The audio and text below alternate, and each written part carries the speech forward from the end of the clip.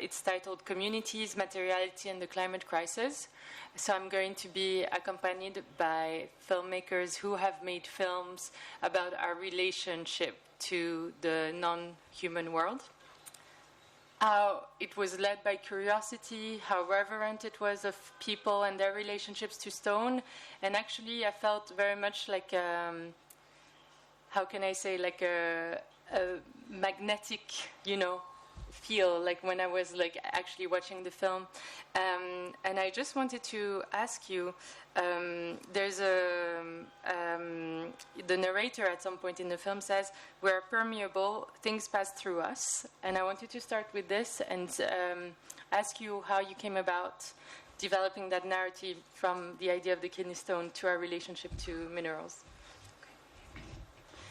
Hi everyone, thank you for that question. It all started out with my fascination with stone, or rather with how we look at stone, because for me it offers some metaphors of how we are formed with our idea of nature as something outside of us, far away from us. So stone is somehow symbolic of that. We put stone somewhere in the background as something very other than us, something also nature as a resource. So for me, stone was kind of a symbol of how we look at nature. For me, a kidney stone somehow symbolized that idea to put down the boundaries between us and what we call nature, because suddenly stone is formed inside of our bodies, so it's like this creepy, disgusted feeling that we have, that suddenly nature, what we thought was always outside of us, is suddenly found inside our bodies. And that is what the narrator of my film also finds out. That's what the kidney stone was for me, sort of a symbol of this porousness of humans. So we are not outside of the world resides in us. And I wanted to go to you, Petra, because you spent many, many years, nearly a decade, working with communities in Turkey that were impacted greatly by gold mining, using a type of gold mining using cyanide, so that would poison basically everything around them. And obviously there is a great relationship, an interrelationship between that community and the materiality that is around them and surrounding gold mining. And if you could tell us a bit more about that. Well, first of all, thank you very much for having me on this talk here and in the festival. Yes, this was a very long journey. It was 10 years of activism that we recorded, but it was much more. It was before and afterwards. And it was 10 years that the people surrounded by the mine, well, actually, they surround the mine, but it feels like the mine surrounds them because of the impact of the cyanide leaching system. The ore is grinded down to dust. The dust is put into cyanide leaching process. The cyanide makes all the metals that are in the ore liquid, and afterwards only the gold is extracted, and the rest of the metals go into the tailing pond. And that's what is the rest, is the mud that we see after the mining. The problem is that once these metals are activated, they're highly cancerogenic. That is why this system is extremely dangerous. These people, they were farmers, most of them. They said, we don't want it. We have a good living from the land, so we don't want this. And they were fighting with huge companies that only see the gold. Maybe one sentence from the end of the film that we put in. There was a metallurgist professor called Ismail Duman, and he said, isn't that insane? We put so much effort to take gold from underneath the ground, extract it, work on it, and then it goes into the center, in the vaults of the central banks beneath the earth. I was wondering, from the population's point of view, how did they perceive this gold for them? Was it a source of despair and misfortune that they were close to these mines, or was it something that they thought would have been helped them in some ways? Or the gold was always what the companies got for themselves. They always said, our gold is above the earth itself. We don't need the gold from underneath. And some people were happy about constant work and good salaries and social security, but that were the minority of the people.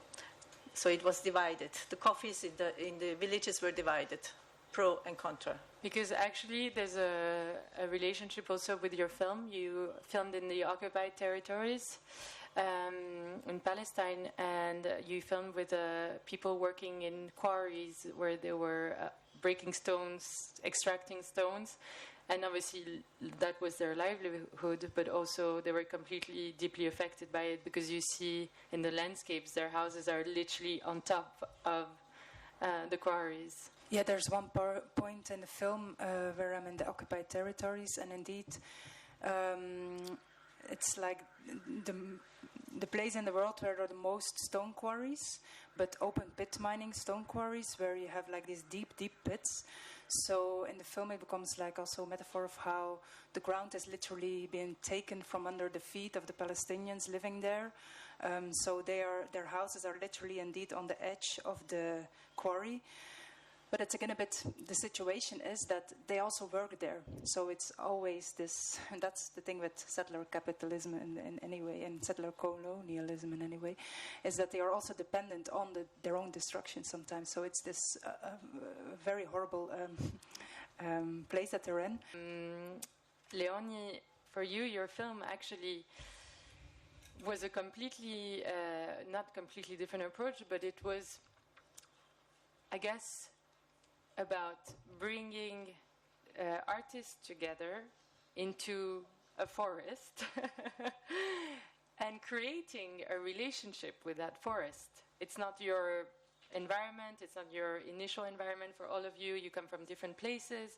And then the task was to say that in this Reinhardswald, I hope I said it right, forest, you would all come together and make a film about your experience of it. And so I was wondering, like, how you personally, but also collectively with your fellow students, like how you get influenced by, having to create that relationship with that forest. First of all, the project was a student project that was between our art school and the art school in Biarritz. And we had several visits where us, the German students, went to Biarritz, and where the French students came to Kassel. And every visit was about 1 week. So the whole making the movie or the film took about 1 year, in which we went back and forth. And when we went to the forest, to the Reinhardswald, it's a forest nearby Kassel that also has some very still really natural parts of it that are now also being kind of exploited for tourism, where people go to see really old oaks and stuff, but there's fences around so they can't touch them. We had this 1 week where we were all together in the forest, which was really intense because it was only 1 week for shooting everything, basically.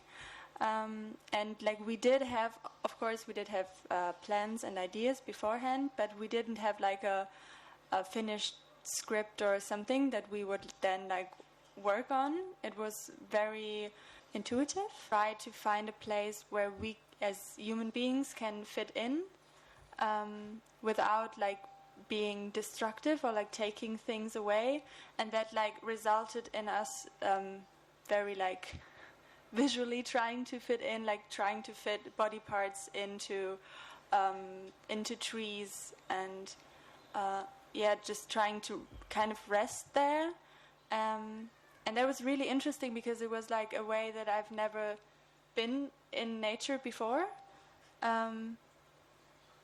that I kind of try to not be like the main subject, but of course I'm also like an individual that I'm like the main subject of my own life, so that's a bit hard.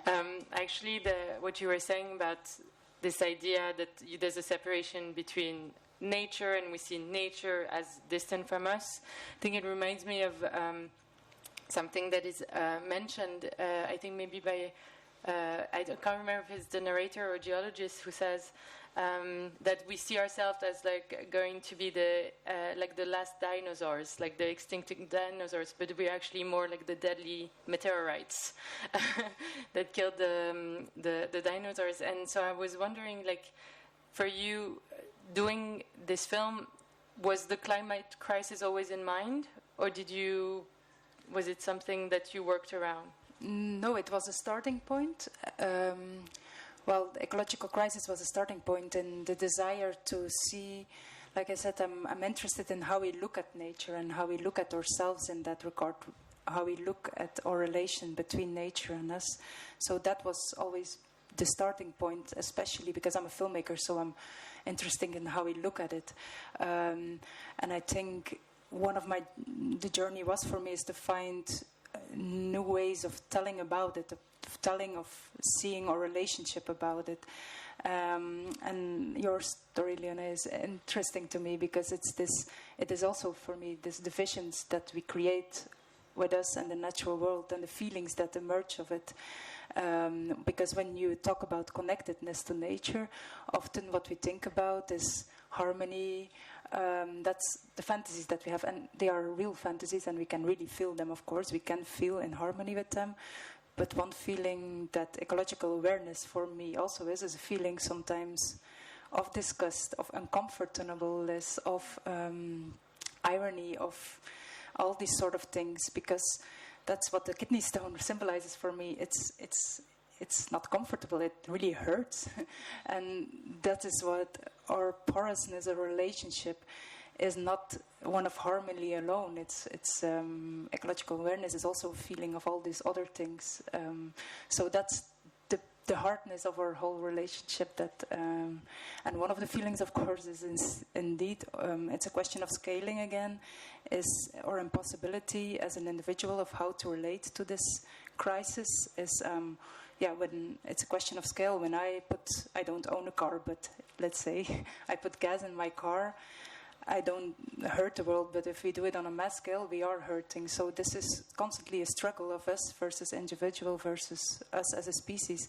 And this question of this bridging of us towards being a species is constantly this question of scaling. And so that's why the sentence, it's not a geologist. Well, in the film, I say that it's a geologist saying that to me, but it's a bit a film between fiction and documentary. But I say that we are not the dinosaurs, we are the meteorites. So that's also, we become stone on a larger scale.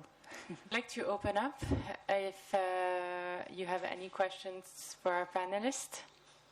I was wondering, as a filmmaker, do you care or do you want your movies to translate into action?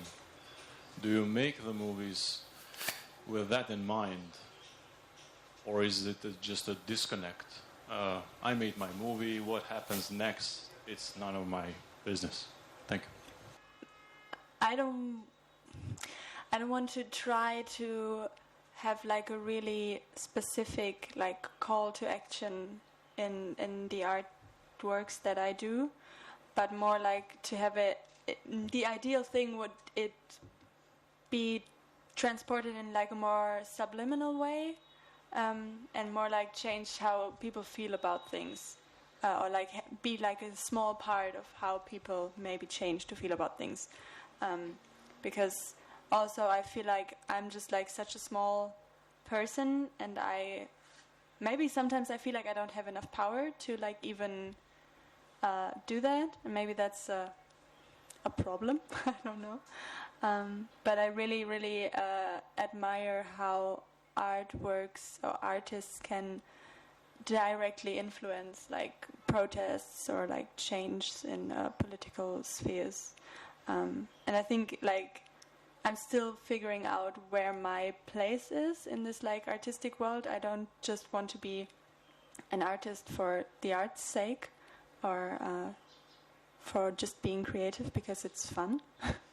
But it's like so hard to find the right path, and to not only stay in the bubble where like I'm just showing my art to people that are interested in art, and then they go home and then it was a nice artsy evening. I don't know.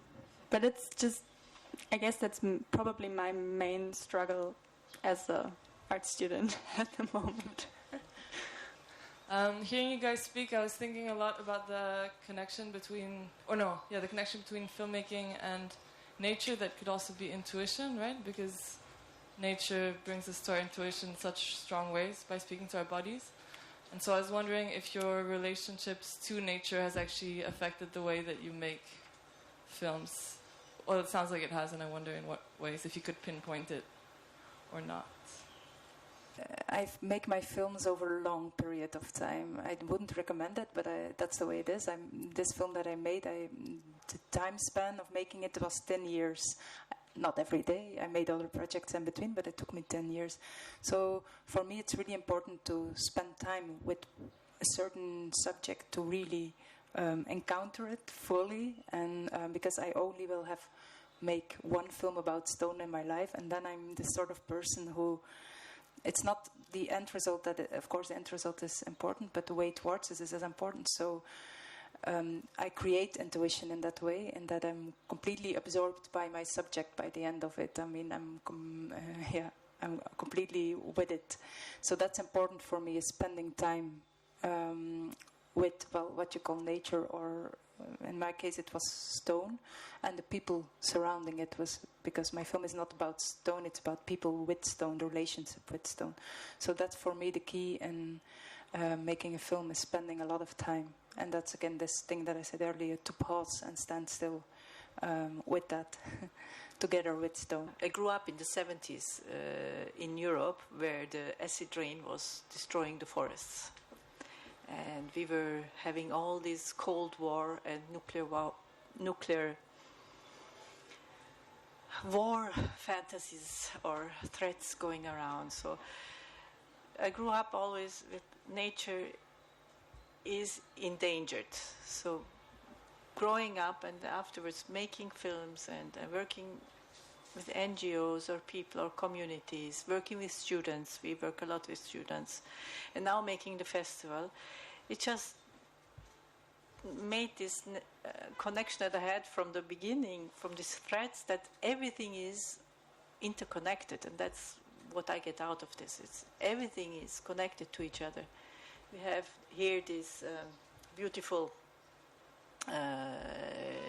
picture of the monarch butterfly, and I asked one of the staff why it was the butterfly, and they said this thing that will survive the chaos.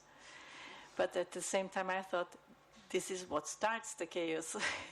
the wing, the bat of the wing of the butterfly. So everything is so connected and always together, and we have to see all the layers all the time. I think that's what I got out of this work, or what I'm in for it.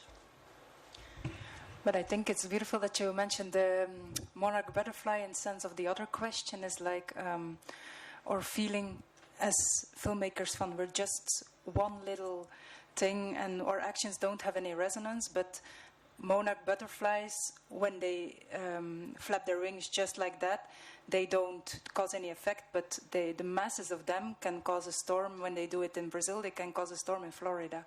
That's what also is beautiful to end with now. How do you go with regards to balancing or prioritizing this informative aspect of the documentary and the metaphorical, emotional, spiritual, and everything else, or artistry of what you're trying to narrate? For example, for me, the science was just one little part of knowledge. I mean, like I said, I spent 10 years with stones, but if a geologist would ask me which stone is what one, I would be like, okay, no. But I got a different knowledge out of spending time with stone, a more embodied knowledge, and other knowledges, more philosophical knowledges that are more important to me as a person than scientific knowledge, and that can inform us for as much as scientific knowledge about our way of being on this planet for me. So there's different kind of knowledges, and you can, luckily, film is a medium where you can put everything together. Thank you.